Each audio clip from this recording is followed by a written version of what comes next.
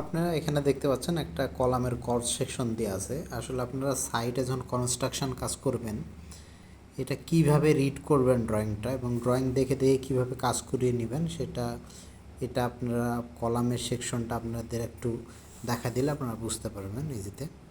দেখেন যে কলামের যে নিচের অংশ এখানে 2 ফিট, এখানে ফিলিং স্যান্ড মানে 2 ফিট স্যান্ড ফিলিং করে, মানে বেস কাটিংয়ের পর কলামের বেস কাটিংয়ের পর 2 ফিট স্যান্ড ফিলিং করে তারপরে 3 ইঞ্চির সোলিং, 3 ইঞ্চি সোলিং দেওয়ার পর তার উপরে দেখেন রড এইভাবে বাইন্ডিং করা হয়েছে। এটা ডিটেলস টাইম বলে দিচ্ছি। এখন ডি এবং এস, এখন এস কতটুক ডি কতটুক এটা কিন্তু এখানে আবার লেখা আছে যে ডি কতটুক বা এস কতটুক। কলামের যে ফুটিং টাইপ 1 2 3 ওয়াইজ এবং ফুটিংয়ে 3-র ডি কতটুক এস কতটুক এগুলো সব 1-এর কতটুক সব এখানে লেখা আছে, এক্স কতটুক এগুলো লেখা আছে। এবং কলাম যেটা কলাম তো বিভিন্ন রকম কলাম থাকে, এক সাইজে তো থাকে না। যেমন সি ওয়ানের সাইজটা এটা গ্রেড বিম পর্যন্ত সাইজ এটা, কারণ গ্রেড বিমের নিচে কলামের সাইজ একটু বেশি করা লাগে, না হলে মানে অর্থাৎ কভারিং বেশি দেওয়ার লাগে,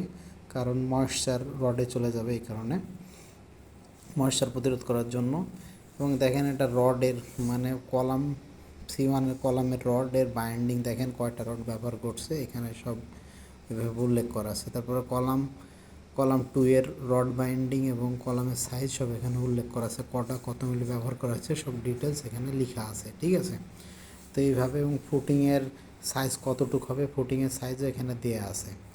তো এখানে আপনারা দেখে দেখে এবং বেজের রড কীভাবে বসবে যেখানে এখানে লেখা আছে 16 milli rod 100 millimetre centre to centre বসাতে হবে দুই দিকেই।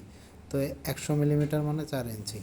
তো এইভাবে আপনারা ড্রয়িং দেখে দেখে সাইটে কাজ করে নেবেন।